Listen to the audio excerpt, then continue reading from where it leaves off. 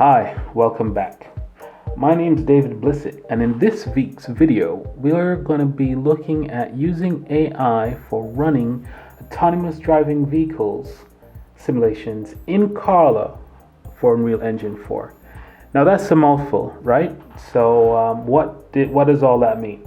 Well, what you're looking at the moment is the Carla interface, which is running in Unreal Engine 4 on Windows 10, right? So what is Carla?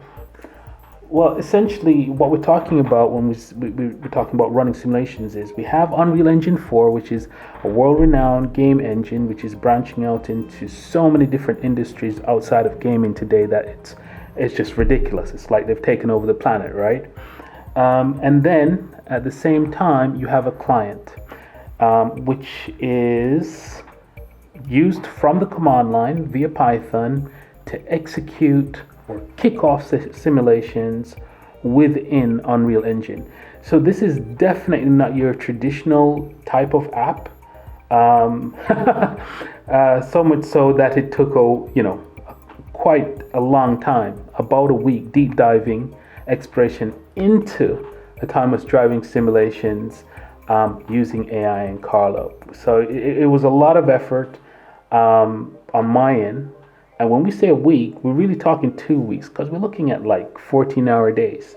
Essentially, I set a challenge to get into this tool and kick off some simulations, which essentially is, trying to get the vehicles running within an environment and moving around the city as though it was a real type scenario. So here at the moment, I've got this prompt. And I'm going to attempt to kick off a simulation. So right now, the Unreal Engine environment with Carla, it has been configured and it's running. Okay, so let's go ahead now and attempt to get pawns spawned into the world so that I can actually see them moving through the environment. Now, I just got to make sure that without hitting any breakpoints in the background. This is all unscripted. I'm doing this live, so if anything can go wrong, it will, and we're going to attempt to overcome any hurdles as we're going. It's the nature of the technology. The way how this has been configured is quite sophisticated. So yeah, let's see what's going on here now. So right now, I've executed the Python command and I'm waiting for the environment to respond. Now I did shut this computer down or put it into hibernation earlier, and I'm noting that I'm not seeing any events being generated here within Unreal. Now I've just set up Unreal to run, whereas this command prompt has been sitting here through to at least 2 hibernations. So it's possible that the connections it just might not be there. So I'm going to kill this session and we're going to attempt to get a live session going here now. So let's just get back to the command prompt and navigate to the folder where everything's running at. So I need to be on the D drive.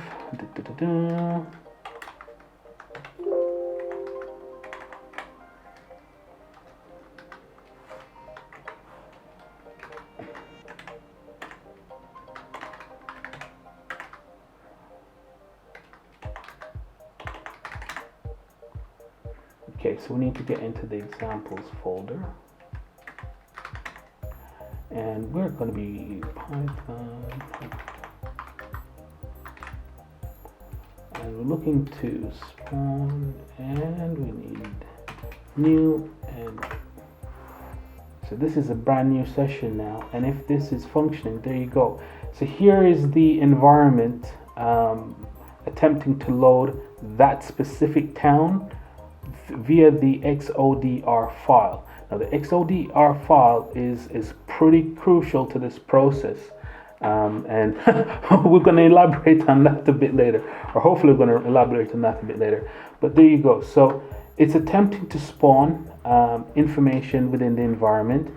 That is kicking off a process within Visual Studio, and Visual Studio which is we're running C++ essentially, but we're actually launching the Unreal editor, which is then kicking off Carla's process. So we're communicating with the engine via the Boost, BOOST extensions, which is a bridge between Python and C++, which is then kicking off the code within Unreal Engine and then giving us vehicles that crash into poles. So you can see all these vehicles essentially doing their thing. There's a lot going on in the background, as you can tell. I'm not sure why that car is wrapping itself around the pole. It's trying to get itself going, and more than likely it's the idea that there might be just too much processing going on and we're skipping frames. So here we go, 3 gigabytes worth of data in memory, and we've got loads of errors going on in the background. So right, we don't want these entities to spawn and then suddenly disappear. As you can tell, the vehicles just stop there. So we're gonna kill this process, right? And we're gonna launch it again, but this time we're not gonna try and get 50 NPCs to go into the environment. We'll probably go for 5. This machine it's a good machine, but yeah, launching 50 vehicles might be a bit challenging for the actual environment. So now I can't send any more commands back through to Carla without launching or playing the simulation, right? So I could just run a simulation, but we're just going to do it here in the viewport. So that's only going to take a couple of seconds, or should only take a couple of seconds to get going. So here we have, it's kicking off the code in the background. I've set a breakpoint there. I could take that away, but it's always nice to make sure that things are running. So that's doing its thing. It's just loaded town 03. So when I get back, I can see that it is actually executing, right? So now we're just going to go for, like I said, about 5 NPC non-player characters. So I want to see some message information being kicked off here. Let's just make sure that we're not hitting any breakpoints in the background. Okay, so we've got BMW, Mercedes, Mini, Seat, and Mustang. All right, so let's head back to the map and see whether or not we can find those vehicles, because now rather than getting hundreds of vehicles in the environment, we only got a few. So it's almost like it's going to be lucky to scan the map and actually see where those NPCs are.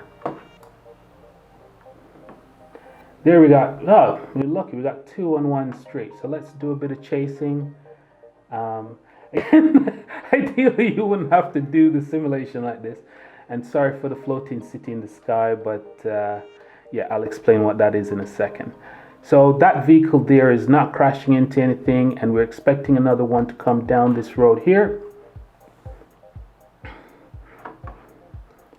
And it's navigating as you would expect within the environment. Whether it's on the wrong side of the road, that's a whole different story. We even got pedestrians. So the cars parked at the traffic lights there. And the pedestrians crossing. Pedestrian gets to the other side of the road, and the car continue driving down that lane. Let's see if we can find the others. Make sure that they're not crashing. So the whole idea here is if you're what you've given as a process to the simulation is too heavy for it, it's probably not going to keep up. It won't be the fault of Carla or Unreal. It would be down to the fact that you just don't have enough processing power on the machine to do the task that you're trying to get it to do. Or you probably just have too many things open at the same time. So here we have it telling us that our frame rate has dropped. Again, that is not down to the engine. That's going to be down to just trying to get the environment to do too much, right? So I'm just trying to expand this here and get the window enlarged. Click away and then click back. Right, so we've got a bit of a larger viewport there.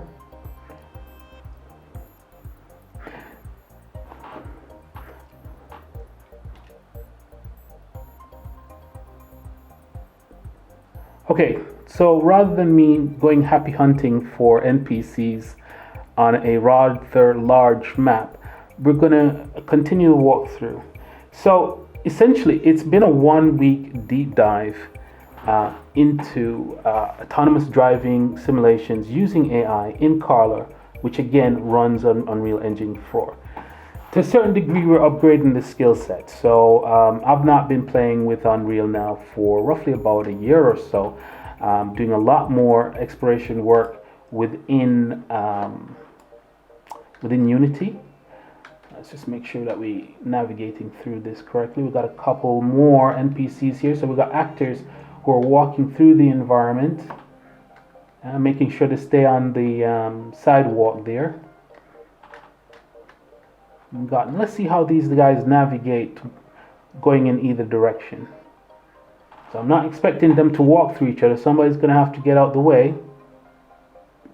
There's a bit of... there we go. They've managed nicely to get past each other without getting into a fight. Nobody threw anybody into the streets.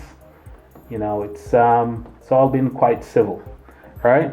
So that's Carla. That's essentially Carla. Now I say that because to get all this running is, oh my God, right? This is not a normal type configuration. The tools are very sophisticated, and hats off to the people who were working on Carla, the original engineering team, just coming up with the vision of saying, okay, fine, we have Unreal Engine, but we want to be able to use it in this manner. So being able to communicate it from an external process, and they got it going. This project is not new. This has been around since 2018, I think, maybe a bit earlier. So they were right at the front of cutting edge when they started coming up with the vision for this.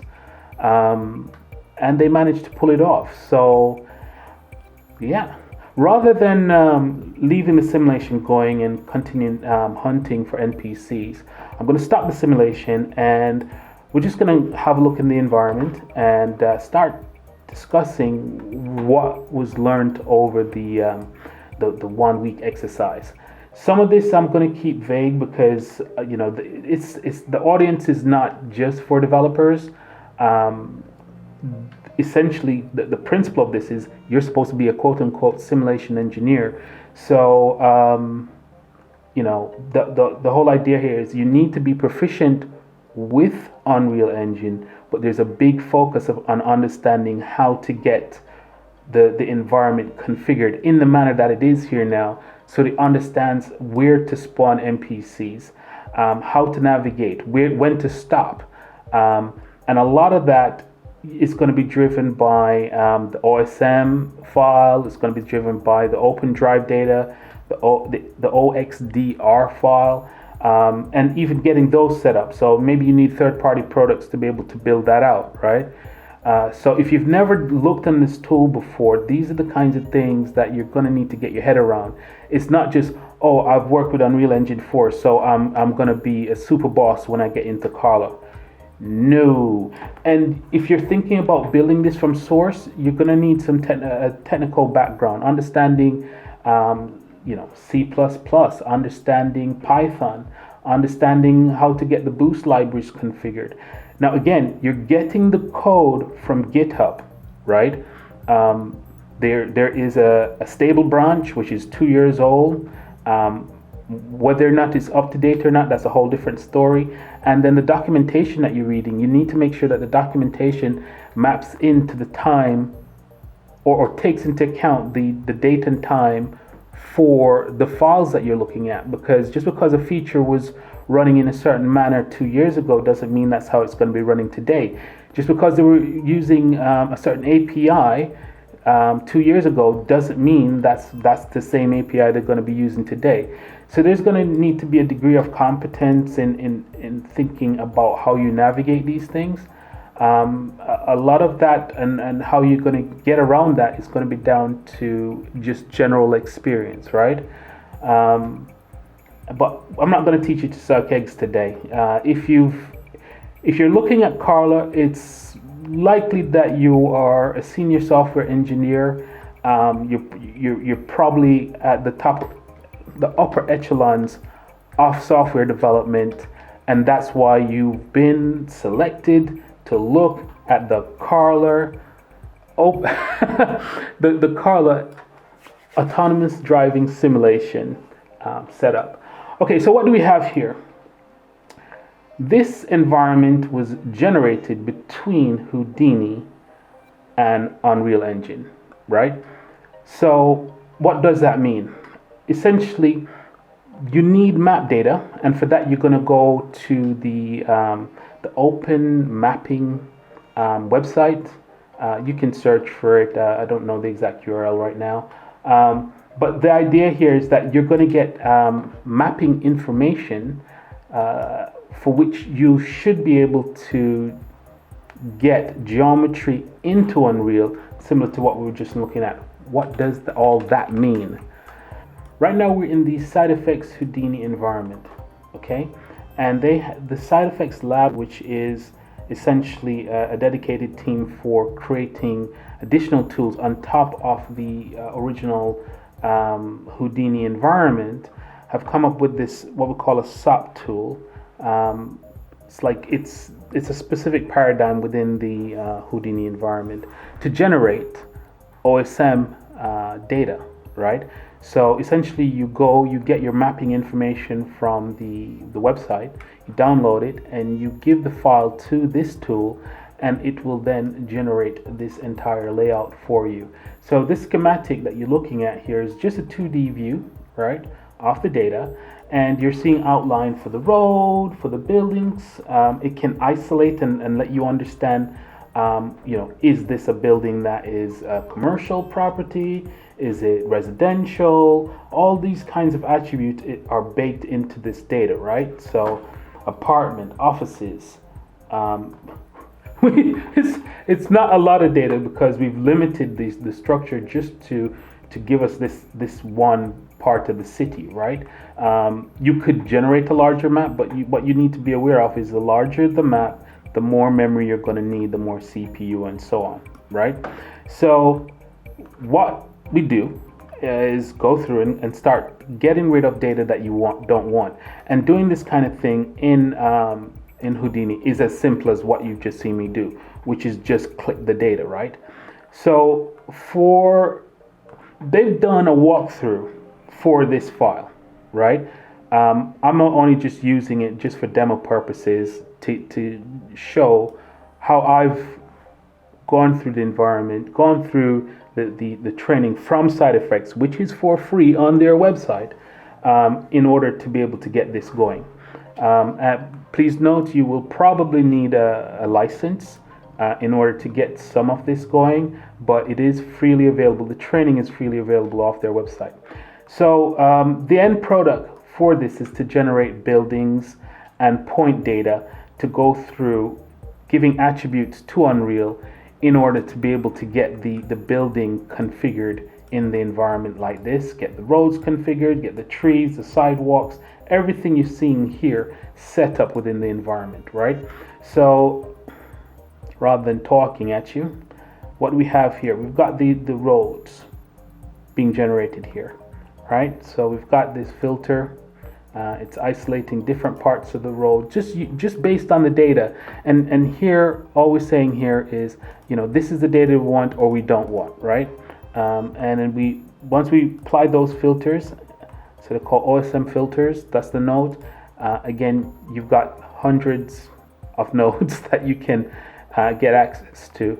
But in this instance, we're focusing here for the OSM filters. We put some attributes on the data, and then we get down here. Now, the original road tool that was developed for this demo, it's now been replaced with this one from the labs, from the side effects labs.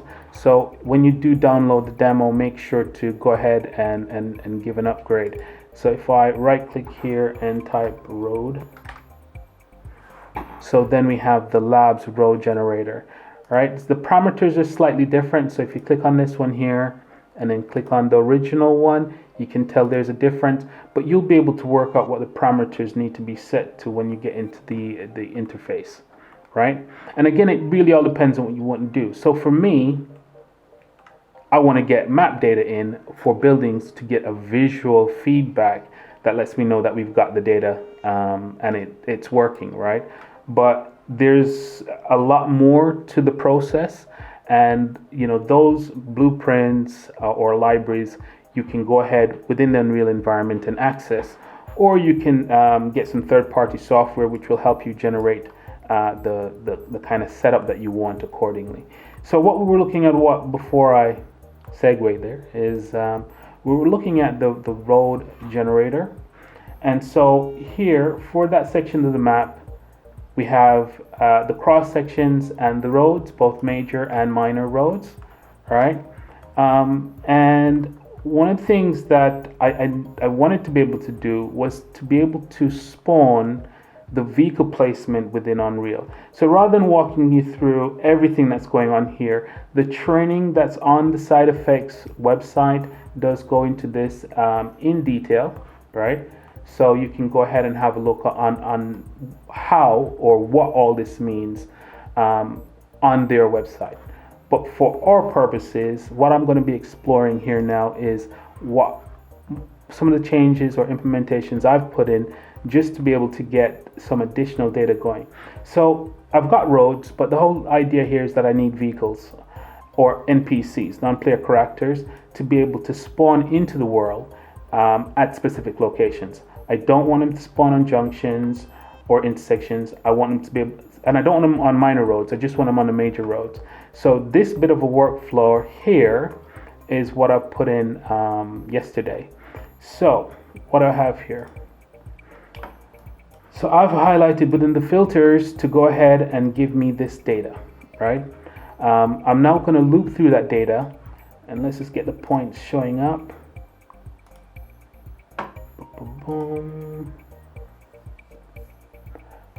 Right now I'm looking to change the size of the points so they're visible, right? So I want to be able to get points going at different locations along these splines, right? So I'm just going to come down here and highlight this node. So this is a loop. This is a for each loop, a visual for each loop. And what I'm going to be doing is something called a resampling, so I can generate additional data here and not just have those points. This is the end result of the loop running, right? So I'm just going to want to isolate just one instance.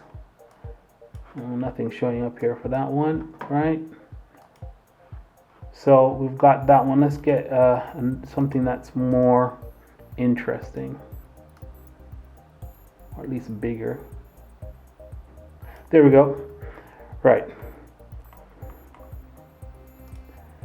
So the first thing I do is I'm saying give me a segment for every 10 units.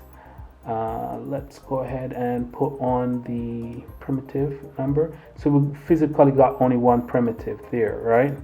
So it's a single spline. The next thing I want to be able to do is get all of the points that fall within a specific group, right? So it's saying that for my selection, that's what I'm going to have. Now, what are all these boxes? Just to give you an idea as to why Houdini is just so powerful, right? So I've come in here and I've got rid of all the junctions. So if you remember before, that's what we had, right? Let's get rid of these points. And so I'm getting rid of all the data that has red as its color, okay? So to be able to understand what that means from a data level, we've got this principle of a geometry spreadsheet. And if I come in here, I've got point information and I've got primitive information. And on the primitives here, you can see that I've got R, G, and B, all right, red, green, blue.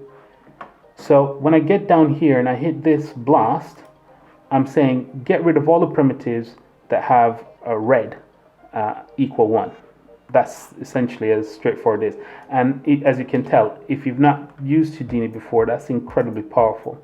So I then fuse the data based on what I've got, and I want to clean it up. I don't want all this additional information in there, right? So just to give you an idea, each one of those is a primitive, but I want a primitive for the entire polygon here, right? So essentially I want to get rid of all that additional information internally. So the first thing I want to do is I want to use this divide node, right?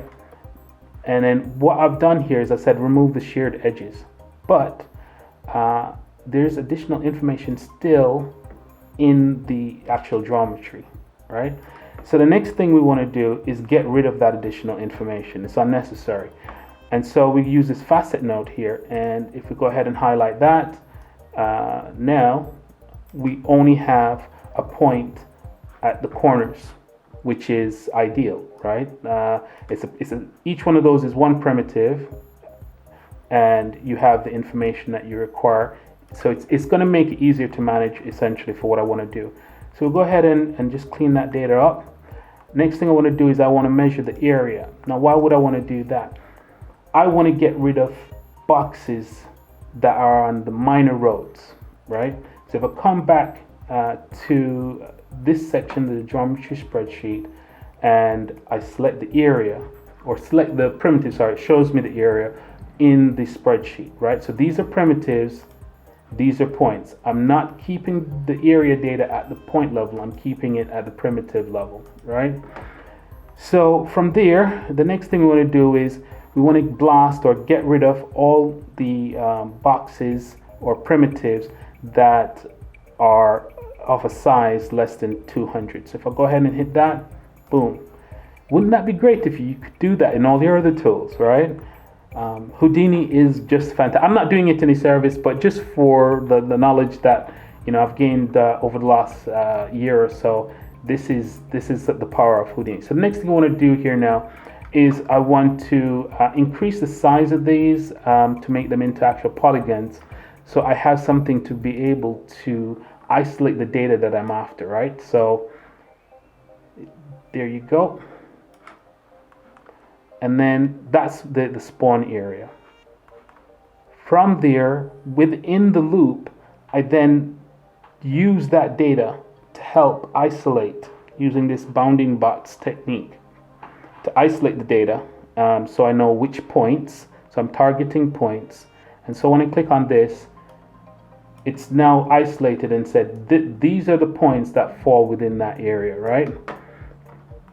And so for there, I then tell it to get rid of all the points. So the name of this is keep road section group, and so you say what are you targeting? Keep road section group. We're targeting points, and we're saying everything that's not been selected, blast it away. And there you go. Right now, remember, I'm currently doing a single selection here. The next thing I want to do though is, before I just show that, is just resample that, and then I've now got additional spawning points essentially, right? So I can come in here and I can do that for the entire loop, and there you go. So we've gone from having roads to deriving the area for where we're going to get our spawn point. But if you think about it, that's the middle of the road, right? Which is good. So let's just try and get that showing. Again, the power of Houdini, I want to be able to ghost that information. As a matter of fact, I want to ghost the road information. Let's see if that's going to be visually acceptable. There you go. The power of Houdini. It's a different thought process in terms of how you work with the tool, but when you get used to it, it's like doing anything else is like, why would you, right? So the next thing I want to do, I want to raise the spawn points off the road. And so I come in here and I have a transform node, and I'm sending this up 1 unit. in space, right? So off the floor, it's 1 unit. Off the road, it's 1 unit. I give it some normal information. And with the normal information, what I want to be able to do here is get the polygon, the points to point along the actual curve, the spline, right? So just take it from me that when you come in here, you essentially uncheck that node for the normal and get n placed in the tangent name, and that'll do that nicely for you. All right, so the next thing that I want to do here now is I have a line, and I want to take that line and I want to place it along the actual spawn point. So rather than just talking at you, I'll show you what that is. So we'll go ahead, and here now the line has been copied. So this is what we call a copy to point SOP, right? So the line has been copied and oriented in this fashion for all these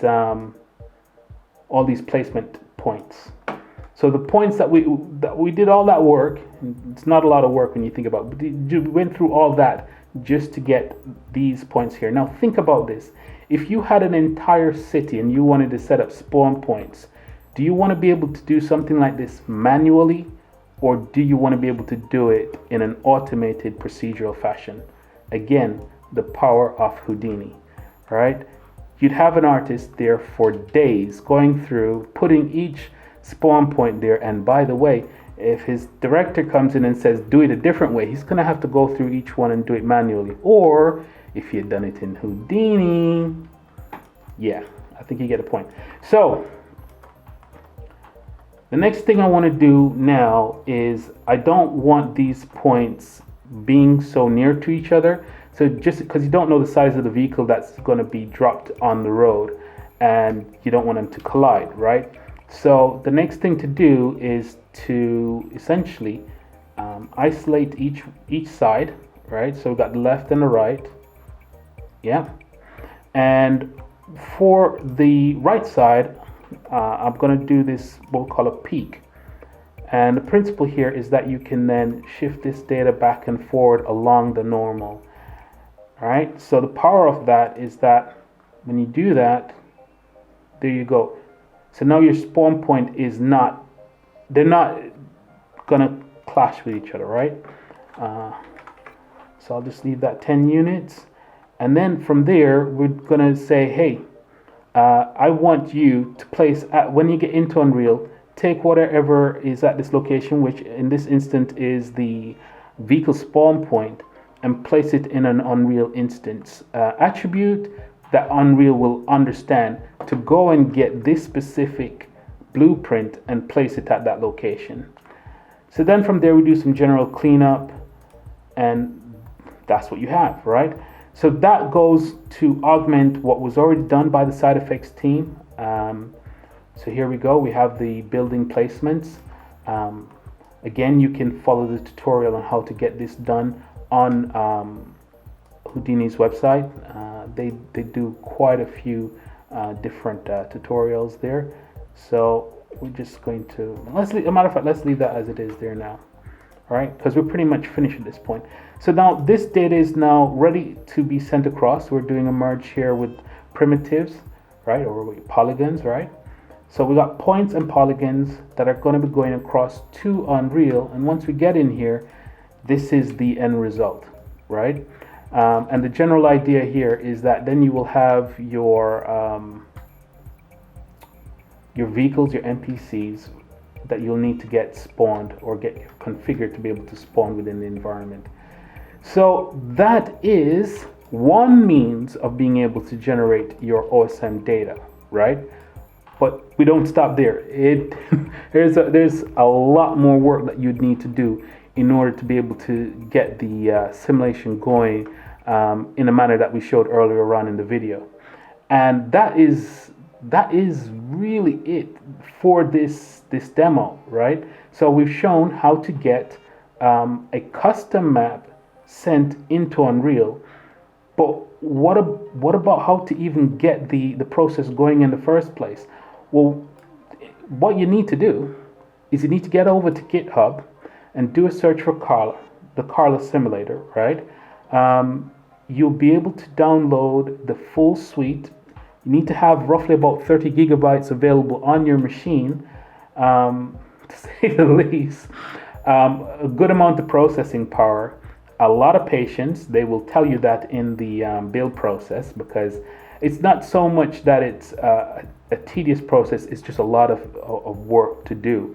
If you don't want to get your hands dirty with code, they do have a windowless version of Carla, so you're not having to focus on the actual environment, but you can actually like press a button and get the build going and then launch into the environment. But for me, I want to know that if somebody asks me to do something in an environment, that I can, right? And in order to do that, I went for the full fat version.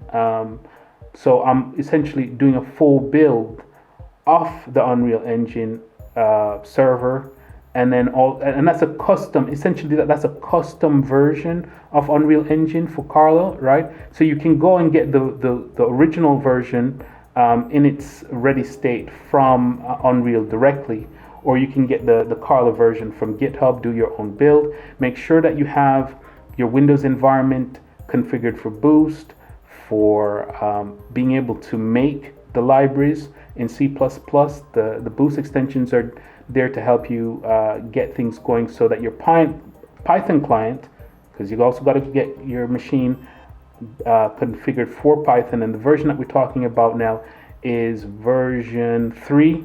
I think I'm working with version 3.7.2, and on the Unreal side, working with, or for the Carla side, sorry, 0.9.10, right? And again, to be very specific, don't attempt to get things going with the wrong version. If you do that, you'll be wasting a lot of time. The date and time for this video is November 2020, right? So at this particular moment in time, the stable branch is on GitHub. It's under stable. Don't download that unless you're trying to go back in time, right, to 2018. The most up-to-date version for me would be, I think it's the October branch on the master, right? So just search for master and or apply that filter, and then you'll be able to get what you're looking for in that instance. And at that date and time, the Python version that I reference is going to be important when applying it to the build process and also executing the code base for Python at that time. Now all that spiel was aimed at developers. So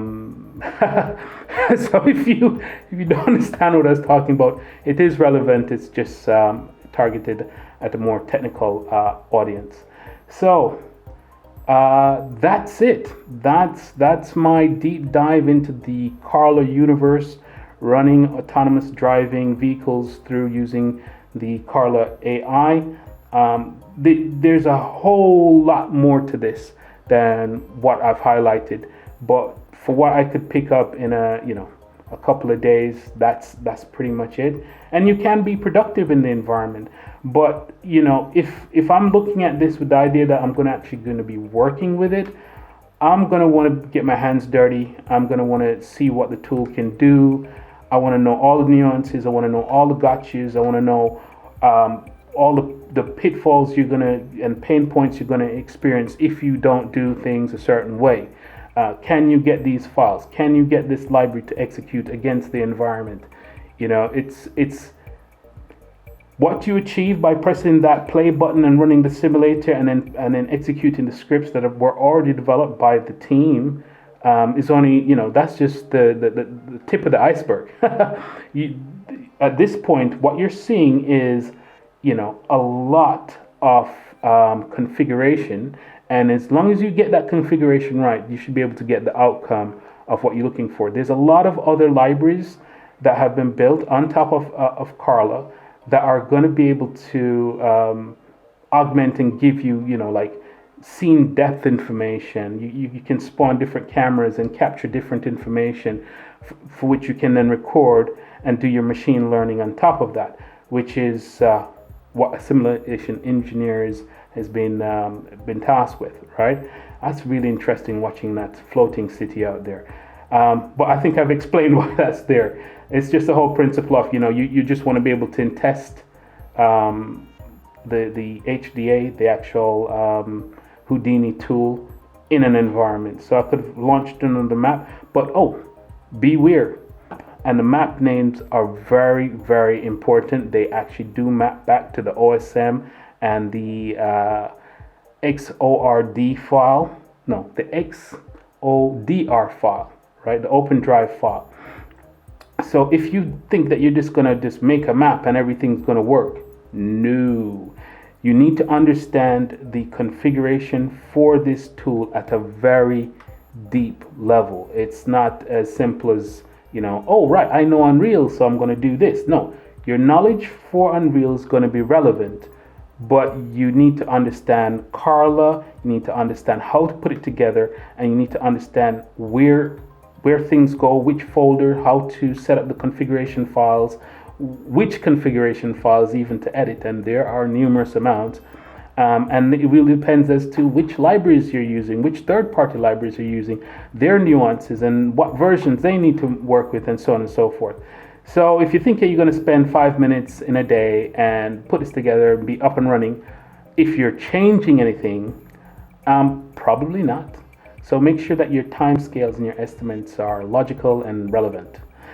That's it for now. I would like to thank you for watching the experience of working with this tool. It's been fun. It's been a lot of work. I'm super impressed by the quality of what's been put together. Considering this is an open source project, and the guys that publish to the environment, they're really disciplined and they're doing a really great job. I don't know if some of these guys are being paid, but considering that this has been up and running for like 2.5 years and it's still stable, well done. Super great job. So we're going to leave it there. I want to thank everybody for watching, and I will see you next time.